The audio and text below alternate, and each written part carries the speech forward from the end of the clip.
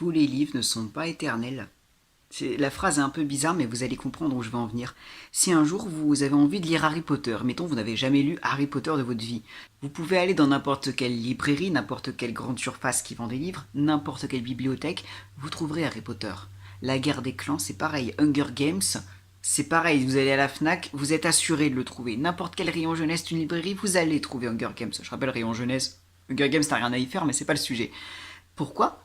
Parce que ces livres sont imprimés en boucle. C'est-à-dire que, imagine, on imprime 4000 exemplaires d'Harry Potter à l'école des sorciers. Ok, une fois que ces 4000 exemplaires sont écoulés, on va en réimprimer. Parce qu'on sait que c'est un roman qui marche, que c'est un roman qui est toujours demandé. Harry Potter, il sera toujours disponible dans 15 ans, dans 50 ans sans doute, et même après. Hunger Games, c'est pareil. Les livres de Victor Hugo, ils seront toujours accessibles. Même les pas trop connus, tu les trouveras. Peut-être pas dans toutes les Fnac, mais tu les trouveras. Ils sont disponibles, ils sont toujours imprimés. En même temps, depuis 1850, oui, ils ont dû être imprimés pas mal de fois. Le Petit Prince, c'est pareil. Dans n'importe quelle bibliothèque ou librairie du monde, tu le trouveras. Et c'est pour ça qu'on a tendance à oublier que tous les livres n'ont pas ce destin immortel. Il y a des livres qui sont publiés, imprimés à 4000 exemplaires, je dis au pif, hein. Les exemplaires partent dans les librairies, les biblis, elles sont vendues, et puis voilà. Et c'est pas réimprimé, c'est 4000 exemplaires uniques. Donc ça va aller chez les gens. Donc ça fait que quelques personnes qui vont être au courant de ce livre. Et puis les personnes vont peut-être l'oublier. Et le livre va tomber, enfin voilà, le livre va mourir. Le livre va tomber dans l'oubli au fur et à mesure. Il passera pas l'épreuve du temps. L'Arabe du futur de Riyad Satouf, t'inquiète que tu le trouveras toujours. Il va être imprimé et imprimé encore et encore parce qu'il marche, parce qu'il est bon et parce que les lecteurs le demandent, tu vois. Mais combien de livres, parmi tous ceux qu'on voit tout le temps, les Tintins et tout, combien de livres ne sont pas réimprimés? Voilà, moi, ça, en tant qu'amoureux des livres, ça me brise le cœur de savoir ça. Des livres qui ont leur propre univers, qui ont leurs personnages, qui ont leurs histoires, qui ne vont pas passer l'épreuve du temps, que peut-être tu as adoré, mais tu seras le dernier à l'adorer. Les autres, tes enfants ne les connaîtront pas, sauf si tu gardes le livre. Encore faut-il se le trouver, parce qu'aujourd'hui ces livres-là, du coup un livre qui est plus réimprimé, va-t'en le chercher. Faut trouver sur internet, faut chercher dans des brocantes, mais c'est tout, c'est fini sinon. Et ça pique, tu vois. Imaginer la fin d'un livre, c'est dur. Du coup, dans cette vidéo, j'ai sélectionné 4 livres que je connais, que j'aime beaucoup, et qui ne sont plus réédités. C'est-à-dire que vous les connaissez sans doute pas, et dans 15 ans, c'est possible que plus personne ne s'en souvienne, c'est probable que plus personne ne les connaisse. Donc pour éviter qu'ils tombent dans l'oubli, car ces livres, je les ai toujours beaucoup aimés, je vais faire une vidéo là-dessus, pour vous les présenter. Vous les lirez peut-être jamais, parce que déjà ils sont durs à trouver maintenant, mais au moins cette vidéo elle aura le mérite d'exister. Je fais pas beaucoup de vues, donc c'est pas comme si la vidéo allait faire un maxi buzz, tu vois, mais au moins cette petite vidéo qui fera peut-être aller une trentaine de vues à peine, c'est pas grave. Avec sa petite trentaine de vues, elle existera dans la grande toile de YouTube et elle sera là un peu comme aide-mémoire. C'est pour ça que j'espère que YouTube ne partira pas à un moment, que YouTube va pas fermer, mais c'est pas grave, je réuploaderai la vidéo de part. Mais voilà, ce sera mon in memoriam. Et je vais vous les présenter par ordre croissant de plaisir, c'est-à-dire que je finirai par mon livre préféré. Le premier dont je vais parler, alors c'est une série de romans jeunesse que vous connaissez peut-être, c'est pas le moins connu, La Cité. Est-ce que ça vous parle? C'est sorti il y a une quinzaine d'années, je dirais. Donc ça parle d'un jeu vidéo qui sort dans la ville, de la ville contemporaine. Jeu vidéo qui sort et qui est très mystérieux, un jeu vidéo qui s'appelle La Cité, qui se joue en multijoueur, mais personne ne sait vraiment quel est le but du jeu, c'est un peu étrange. Et on suit plusieurs personnages, plusieurs adolescents qui se rencontrent dans ce jeu et voilà, qui échangent. Le jeu est très... Enfin, il y a plein de mystères dans ce jeu, dans ce livre. On se demande comment ce jeu est créé en fait. Il y a plein de choses étranges dedans. On se demande s'il n'utilise pas des technologies un peu spéciales. C'est très très intriguant. Ça m'avait un peu perdu quand je l'avais lu la première fois. J'étais vraiment ado quand je l'avais lu, genre 13-14 ans. Mais c'est vachement intéressant. Dans le cinquième tome, tu as un peu la révélation de qu'est-ce que c'est que ce jeu en fait. Enfin voilà, les personnages sont tous très intéressants, très développés. Et ouais, au début, tu te dis, c'est un truc sur le jeu vidéo et ses addictions. Et en fait, c'est quasiment de la science-fiction. C'est quasiment à certains moments de la SF. Et c'est très intéressant. Et tout ça, je l'ai acheté en ligne, hein, je l'ai trouvé en ligne parce que je l'avais lu quand j'étais ado. Il était au CDI de mon collège. En fait, tous les livres que je vais vous présenter, je les ai découverts au CDI de mon collège. Je viens de m'en rendre compte. Mais voilà, j'ai farfouillé à chaque fois. pendant 15 ans, allez, 10 ans que j'étais dans les librairies, dans les Fnac, dans les Bibli, à chaque fois je cherchais s'ils avaient la cité, je l'ai quand même cherché, tu vois. Je regardais à chaque fois le nom de l'auteur, je l'ai jamais trouvé, tu vois. Il est plus réédité.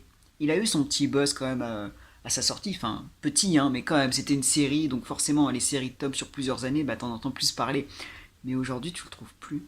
Sans doute peut-être dans certaines bibliothèques encore. Mais cela dit, dans les bibliothèques, les stocks ils se renouvellent. Hein, donc les livres qui sortent pas ou qui sont plus en accord avec l'ADA, ils finissent mis. Voilà. Donc voilà, il devient rare. C'est pas celui non plus qui m'a le plus marqué, mais il m'a quand même intrigué, il m'a quand même marqué. Je suis content d'avoir lu les 4 tomes. 4 5 je sais même plus. 4 je crois. 4 tomes. Je suis content de les avoir lus quand même à l'époque et de l'avoir connu. Je suis déçu que dans quelques années, les gens ne se souviendront plus de la cité. Mais bon, c'est comme ça. De toute façon, faut savoir que quand un livre n'est plus imprimé, ça peut être pour plein de raisons. Peut-être que la vente n'a pas fait assez de chiffres, tu sais, s'il est écoulé à 5000 exemplaires et qu'en fait il n'y en a que 3000 qui sont partis, bah tu vas peut-être pas réimprimer. Peut-être que simplement il y a eu trop de temps de parution entre les uns et les autres. Peut-être plein de raisons. On ne peut pas imaginer. Je crois qu'on oublie encore trop souvent à quel point le métier d'écrivain est précaire. Des fois, tu commences une série et puis bah t'as plus l'argent ou les fonds ou le financement nécessaire pour le finir et tout.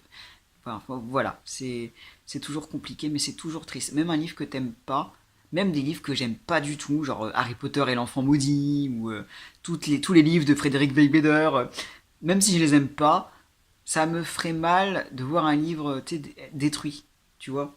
Au pire, tu t'en sers de cale-porte, tu vois, mais putain, tu sais, tu utilises les pages pour faire des origamis, mais détruit. Un livre qui tombe dans l'oubli.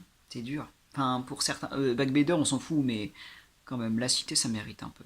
Le prochain que je vous montre, c'est un livre, alors un peu plus axé jeunesse, vraiment, c'est plus pour les fins primaires, à partir de 9 ans. La lettre mystérieuse de Lénia Major. Je l'ai découvert aussi au CD de mon collège quand j'avais 11 ans.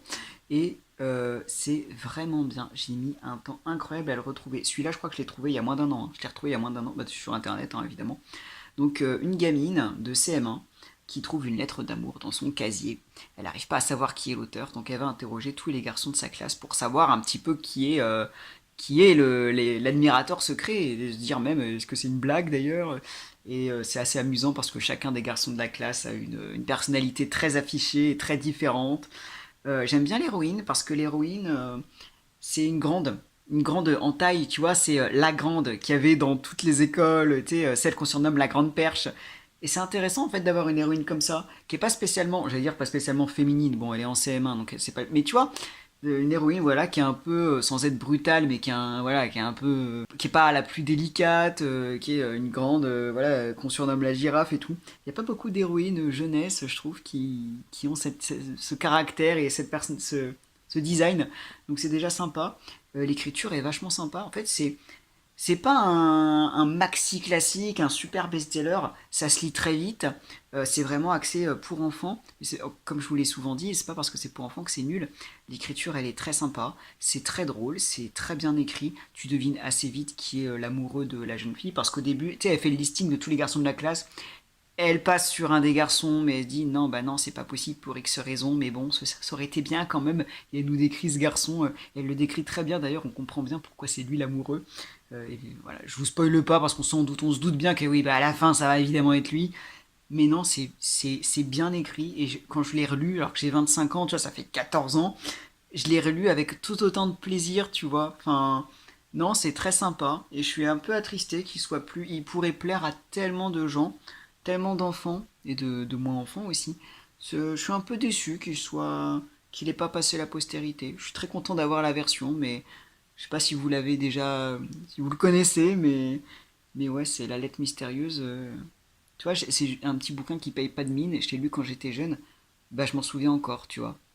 Voilà, ça marque. Je l'avais emprunté beaucoup de fois, je me souviens. Alors là, on entre dans le maxi culte, et là, on entre aussi dans les choses que je pense peu de gens connaissent.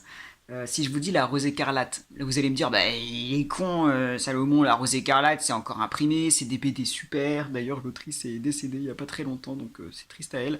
Mais oui, La Rose écarlate, tout le monde connaît la BD. Si vous ne connaissez pas, lisez-la. Bon, alors c'est en plein de cycles, et comme tous les cycles qui durent un peu longtemps, CF La Guerre des Clans, ça se perd un peu au fil du temps, mais le premier cycle est incroyable, c'est très drôle, c'est très bien rythmé. Donc une jeune fille qui s'essaie à l'escrime, qui a perdu son père dans des circonstances tragiques et qui cherche à venger sa mort. Ça parle de plein de choses, c'est génial, c'est plein d'actions, et ça parle ensuite de trésors, de secrets, de mystères, de voyages.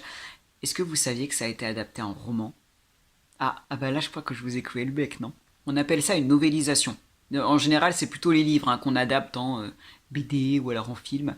L'inverse, ça s'appelle une novélisation. C'est pas évident de faire une bonne novélisation, tu vois, parce que imagine un film que tu traduis en livre, ça peut être bien, mais si tu fais que décrire le film, moi je m'en fous, hein. Genre le livre, la novélisation du Cercle des Poètes Disparus, le film, je l'adore, il est génial de toute façon, regardez-le si vous l'avez pas vu. Le livre, je m'en fous. Enfin, le livre, bon, bah, tu décris ce qui se passe à l'écran. C'est bien, bah, je m'en fous, bah, je vais regarder le film alors. À l'inverse, une bonne novélisation, on a Billy Elliot. Il a été adapté en livre, en roman, et c'est génial. Il reprend vraiment tout le film, mais bah, on a à chaque chapitre un point de vue d'un personnage différent, donc on a accès à plein de souvenirs, à plein de choses qui changent un peu ta vision du film des fois, on a plein de détails, enfin, c'est vraiment génial, super novélisation, je vous le recommande. Et donc on a La Rose écarlate. La Rose écarlate, c'est, enfin le roman je parle, bon, déjà c'est génial, enfin moi, je trouve ça génial, il y a 2 tomes qui sont sortis, je vais vous en parler après. Ça reprend les mêmes personnages, certains en tout cas, les personnages principaux. Voilà, on a Maud évidemment, le personnage principal. On a les trois frères de Huée qui sont les antagonistes. On a Guillaume. Alors je sais que ce personnage s'appelle Guilhem, mais depuis que je suis enfant, je l'appelle Guillaume et je vais continuer. Donc on a Guillaume qui cache son identité de gentleman cambrioleur derrière son aspect de lord un peu richou. Sauf que l'autrice du roman, elle s'est dit, j'ai une autre version à raconter, je vais tout changer. Elle va garder les éléments principaux, elle va garder les personnages, elle va garder, voilà, son père vient de mourir, donc elle va à Paris, il y a un voyage à Venise à un moment, elle va garder les actions principales, mais elle va broder autour. C'est-à-dire que Maud, c'est une métisse, elle a des origines orientales par sa mère, c'est dit dans la BD, ça a surtout son importance dans les derniers tomes, et bah là, son origine orientale, et le souvenir de sa mère, qui est morte quand elle était jeune, il va être beaucoup plus présent, on va rajouter beaucoup de choses. Guilhem, qui est pas forcément un grand Robin des Bois, qui fait plus son activité de hors-la-loi pour rien, tu sais, pour se détendre, parce que c'est une feignasse et qu'il sait pas quoi faire de son temps. Là, non. Là, dans le roman, elle s'est dit, bah non, je vais en faire vraiment un justicier qui vole aux riches pour aider les pauvres. Elle va tout changer. Il y a des choses très différentes qui vont arriver, d'autres actions, des caractères différents, d'autres personnages. Et c'est une très bonne idée d'adaptation. Une adaptation, c'est pas forcément faire exactement comme le matériau de base. Là, elle a pris les ingrédients du matériau de base dont elle avait envie. Donc toute l'histoire des Templiers, pour ceux qui connaissent la BD, vous saurez de quoi je parle. L'histoire des Templiers, le lieu de Dieu, les 3 frères hués, Maud et sa quête de vengeance, et sa quête de justice, tout ça, quelques personnages qu'elle aime bien. Et avec, elle va faire tout le reste. Elle va se dire, tiens, et si là je faisais ça, ce personnage-là, je le vois plus comme ça. Et c'est un travail incroyable, c'est fou. Et en plus, la narration est omnisciente. C'est-à-dire qu'on a accès à tout, à toutes les pensées des personnages. On peut être dans la tête de Maud, et puis dans la tête de sa copine ensuite, et dans la tête du comte, et puis ensuite dans la tête de... On connaît tout sur tout, et c'est génial. La narration est vraiment très fluide. On perd un peu l'aspect enfantin. Enfin, cela dit, La Rose écarlate, déjà en BD, c'est pas très enfantin. C'est accessible, je dirais, à partir de 9 ans, allez, mais enfin, c'est quand même assez mature dans beaucoup de thèmes, donc t'es adulte, tu peux y aller, franchement. Là, c'est quand même moins axé enfant. Enfin, c'est encore moins, je dirais. Mais c'est génial. Et en fait, je dois être le seul à trouver ça génial parce que bah, ça s'est arrêté au bout de 2 tomes. Ça s'est arrêté sur un climax. En plus, la fin du 2e tome, ils sont en prison, ils savent pas comment sortir. Et il n'y a jamais eu de suite. Je l'ai attendu, hein, pourtant, cette suite. Je l'ai attendu. Puis quand je vois que ça fait 3 ans, 4 ans, 10 ans, 12 ans, bon, j'ai compris qu'elle viendrait pas cette suite. Je pense que les chiffres n'ont pas dû être bons. Une adaptation, c'est risqué. La Rose écarlate, ça a son petit succès, mais à l'époque, c'était pas non plus, il y avait pas non plus autant de tomes qui étaient sortis. C'est vrai que j'ai pas pensé à ça. Il n'y a pas autant de tomes qui étaient sortis de La Rose écarlate. C'était quand même un peu moins connu. Et l'adaptation, elle prend tellement de liberté. Je pense qu'elle a pas dû marcher. Et du coup, mais c'est horrible parce que bah déjà, elle est plus éditée. J'ai dû tellement galérer pour trouver ce tome et le tome 2 aussi. Je suis tellement heureux. Mais il y en a, et encore une fois, hein, il y avait l'exemplaire dans le CDI de mon collège, tu vois, mais Mais enfin, c'est tellement dommage. Puis en plus, j'aurais jamais la suite, alors que j'ai tellement envie de savoir la suite. Mais franchement, c'est criminel. Tellement de gens ne savent pas que ce roman existe. Et il est tellement bien. Il y a un tel potentiel à faire des folies dessus. Donc Sarah K, je sais pas qui vous êtes, j'imagine que ça n'a pas marché et que vous en êtes déçu, mais je suis fan de ce que vous avez fait. L'univers est génial. Ça donne envie de se replonger dans la BD et de se plonger dans vos livres. Je regrette beaucoup de ne pas avoir la suite. Mais voilà, je rends hommage parce que c'est bluffant. Ce niveau d'écriture et d'inventivité. Parce qu'adapter exactement quelque chose qui existe, c'est une chose. Mais reprendre à sa sauce certains éléments, faire le schmilblick tout en restant fidèle à l'esprit de l'œuvre, il ne s'agit pas de faire totalement différent, tu vois. Tu reprends ça, mais tu fais à ta sauce en gardant les points clés. Et le travail derrière et la maîtrise, ça force le respect. J'espère qu'on ne l'oubliera pas. Et là, donc, Patricia Lifoug, l'autrice qui a fait La Rose écarlate, et Un prince à croquer aussi, qui est très très bien. Mais bref, elle est décédée, je crois, il y a un an ou quelque chose comme ça. Donc c'est triste, d'autant qu'elle n'était pas non plus très âgée. J'espère que La Rose écarlate continuera d'être imprimée. En vrai, c'est quand même une série assez culte, je pense qu'elle le sera toujours. Mais voilà, ne n'oublions pas La Rose écarlate. Elle est, voilà, que ce soit la BD et si possible les deux romans, qui n'ont jamais percé, qui n'auront jamais de suite, mais qui ont le mérite d'exister encore. Et tant que j'aurai un exemplaire, je l'oublierai pas. Et maintenant, on passe au cultissime. Ça, encore un bouquin que j'ai découvert au CDI quand j'avais 11 ans, on ne surfait pas. Mais c'est un des bouquins qui m'a le plus marqué dans ma vie. Non mais je dis vraiment, tu vois, en tant qu'amoureux des livres, il y a plein de bouquins qui m'ont marqué, il y en a sans doute des centaines, et je pense vous aussi. Il y a quelques bouquins qui m'ont plus que marqué, tu sais, qui ont fait qui je suis vraiment, tu sais, bah, je pense à Harry Potter, mais je pense aussi à Picsou, tu sais, des choses qui ont influé sur qui je suis. Et il y a des bouquins qui te touchent intrinsèquement, durablement, des jalons un peu de ta vie littéraire, des choses qui t'ont changé, mais d'une manière plus profonde, des choses voilà, qui t'ont forgé, plus que d'autres choses. Je pense qu'il y en a trois, moi, chez moi. Il y aurait Cyrano de Bergerac, c'est mon livre préféré, tout support confondu, depuis 10 ans. J'en parlerai un jour, sûrement. Il y a 3000 façons de dire je t'aime de Marie-Aude Muraille. Bah, dans ma vidéo, là, où je fais mon top des livres de Muraille, je vous explique à quel point ce livre est important pour moi. Et il y a un livre de Nathalie Kuperman, L'heure bleue. Et je suis tellement triste que peu de gens connaissent ce livre. Je dirais que c'est peut-être celui qui a le mieux survécu encore, parce que Nathalie Kuperman, c'est pas non plus une inconnue, mais tu vois, c'est pas comme Muraille ou Morgenstern, tu vois, elle est pas aussi famous, mais de ce que j'ai pu voir, elle a fait tellement de livres hyper intéressants. Moi, j'ai juste envie, là, en ce moment, de me plonger dans sa bibliographie, elle doit faire plein de livres géniaux. Ce livre m'a transcendé, littéralement, quand j'étais en sixième. Je comptais faire une vidéo entière dessus, c'est dire, tu vois, donc là, j'en profite. C'est l'histoire d'une gamine de 11 ans, non, de 11 ans, n'importe quoi, de 14 ans, qui s'appelle Marie, et elle a perdu sa mère il y a 3 ans. Et quand j'étais en sixième, j'étais fou amoureux d'une fille qui s'appelait Marie. Donc déjà, mon empathie pour le personnage a explosé. Donc voilà. Non mais c'est pour situer aussi le contexte, tu vois. J'aurais peut-être pas autant accroché s'il n'y avait pas ce contexte-là. C'est quand même important à décrire. C'est-à-dire que tu sais, quand tu vois, quand t'es dans un livre, t'imagines la tête des personnages. Moi, j'imaginais sa tête. La tête de Marie pour Marie. Ça, oui, ça joue un peu sur l'empathie du personnage, sur mon entrain dans l'histoire. Donc bref, Marie, c'est une adolescente un petit peu solitaire, qui est un petit peu, voilà, elle a du mal avec ce deuil. Elle parle encore à sa mère dans son journal intime comme si elle était vivante, et son père, bah, il est en train de refaire sa vie. Il a du mal, tu vois, parce que bah, sa femme est décédée quand même, mais il est en train de refaire sa vie. Il présente à ses deux filles, donc Marie et sa petite sœur Tania qui a 7 ans, sa nouvelle compagne, Anne-Sophie, et Marie va pas apprécier. Marie, pour elle, c'est une torture, pour elle, c'est une trahison, tu vois. Elle ne peut pas. Anne-Sophie, elle est horrible. Et elle peut pas aimer Anne-Sophie de toute façon parce que ce serait trahir maman. Et papa, il peut pas aimer une autre femme que maman parce qu'il l'a trahi.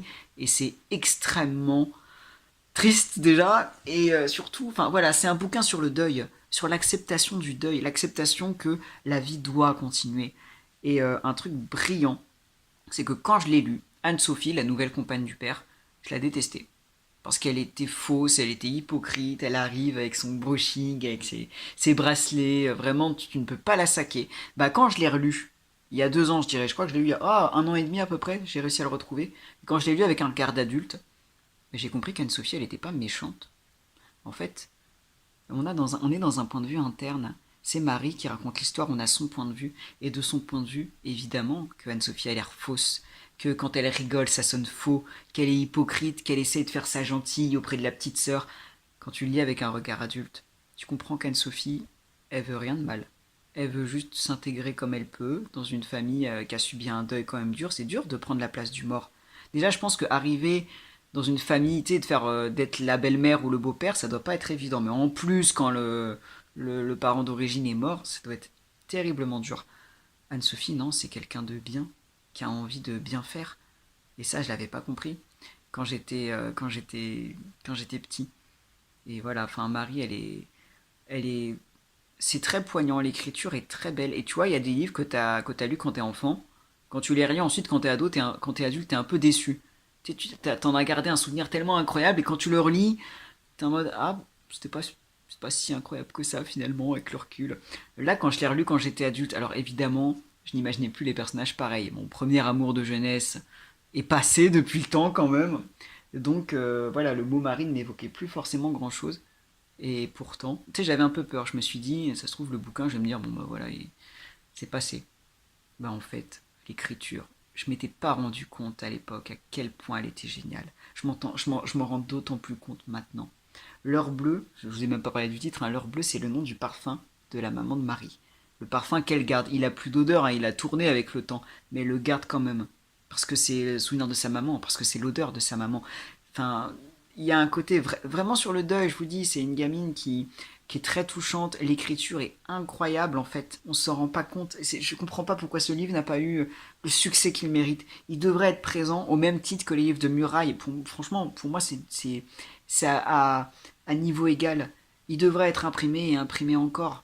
Qu'on puisse le trouver facilement à la Fnac. Combien de fois je l'ai cherché celui-là depuis que j'ai 11 ans. Le nombre de fois où j'ai cherché Kuperman, où j'ai cherché LH pour essayer de voir s'il était, que ce soit en bibli, en librairie, à Cultura, à la Fnac, où tu veux. Je l'ai jamais trouvé.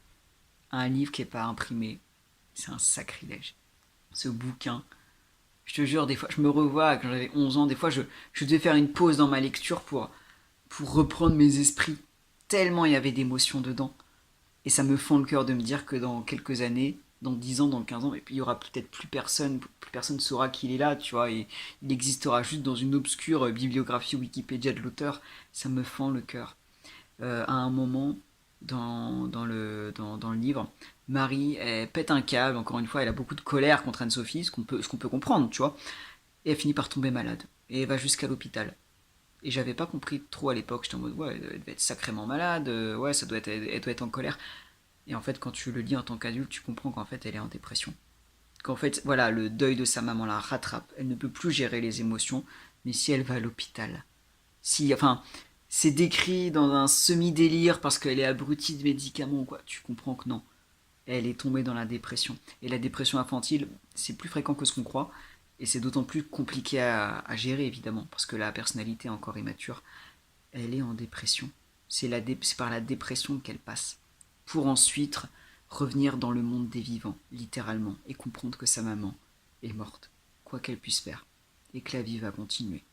C'est magnifique. L'écriture, franchement, je pourrais vous en lire des passages entiers.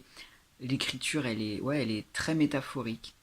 Enfin voilà, encore une fois, c'est pas une écriture d'enfant. Il se moque pas des enfants, ce livre. Il est exceptionnel. Autant quand j'avais 11 ans que quand j'en ai 25. Il est fou. Et je suis tellement heureux de l'avoir. Je suis tellement heureux de l'avoir dans ma bibliothèque. Même si, bah, qu'est-ce que tu veux que j'en fasse, tu sais, voilà, je peux pas le faire étudier au collège, tu sais, mes gamins, ils pourront jamais le trouver. Mais il est là.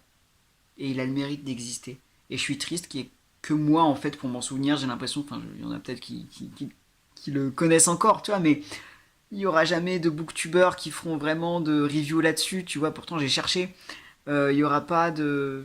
Il y aura pas de réédition, ce sera toujours cette couverture que je trouve pas terrible, hein, honnêtement. Ça, c'est la bague, parce que la maman, elle a gardé une bague en onyx, et Marie, elle s'en sert pour prédire l'avenir à moitié, enfin, encore une fois, pour réinvoquer l'esprit de sa mère.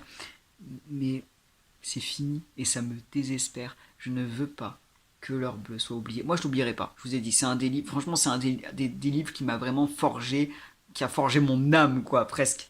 Je ne peux pas l'oublier. Il sera toujours là. Et vous, bah, C'est compliqué. Là, d'habitude, quand je vous parle d'un livre, j'aime bien vous dire lisez-le tout de suite. Mais là, il est dur à trouver en fait. Cela dit, si vous cherchez en ligne, je suis sûr que vous pouvez encore le trouver, tu sais, en occasion ou quoi, genre Momox, la Fnac, on connaît. Mais ouais, plus tant que ça, tu vois. Je sais pas à combien d'exemplaires il était tiré, mais ça devient dur, quoi. Trouvez-le, si vous pouvez. Si vous pouvez, encore une fois, trouvez-le. J'aime pas commander en ligne, mais commander en ligne, ça permet d'avoir des bouquins qui ne seront bientôt plus disponibles nulle part. C'est pour ça qu'il fallait un peu presser la lettre mystérieuse. Je me disais, putain, il reste qu'un exemplaire sur la Fnac.com, faut que je le prenne. Rose Écarlate, c'est un miracle que j'ai pu trouver des exemplaires. La Cité, à la rigueur, vous pouvez la trouver facilement. Mais voilà, oubliez pas que les livres ne sont pas éternels. On a tellement tendance à penser que dans une librairie, il y aura toujours de tout. Il y a pas ce truc-là, il y sera peut-être dans une autre. Mais en fait, c'est pas éternel. Oh, il y a plus ce truc-là, ben on va le réimprimer. Il y a des livres qui seront plus réimprimés. Gardez ça à l'esprit. Il y a tellement de pépites, de monde entier, que des gens vont oublier. Tu sais, de personnages incroyables qui vont se fermer, qui ne feront plus rêver personne, car plus personne n'y aura accès. Gardez ça, c'est précieux en fait. Si vous avez des vieux livres ou quoi, ou des souvenirs d'enfance, si vous avez des livres qui vous ont hanté dans votre enfance, oh ce livre je l'avais adoré, je me souviens plus trop du titre, mais ça parlait de ça et de ça. Faites comme moi, faites la chasse au livre, cherchez le titre, cherchez l'auteur. Il y a tellement de moyens aujourd'hui, je veux dire, avec Internet, pas l'IA, hein, on n'est pas encore l'IA, mais avec Internet, il y a tellement de moyens, les forums, de chercher les livres qui vous ont fait rêver, essayez de les trouver. Et même s'ils sont plus édités, je veux dire, on a encore des ventes d'occasion en ligne, on a encore moyen de les retrouver, ou même dans d'obscures bibliothèques. Cherchez-les, ce serait tellement dommage. Quel bonheur de revoir un livre dans ses mains qui nous a fait rêver il y a 15 ans et qu'on peut lire maintenant à volonté. Je suis tellement heureux de posséder l'heure bleue. Les livres ne sont pas éternels. Rappelez-vous-en.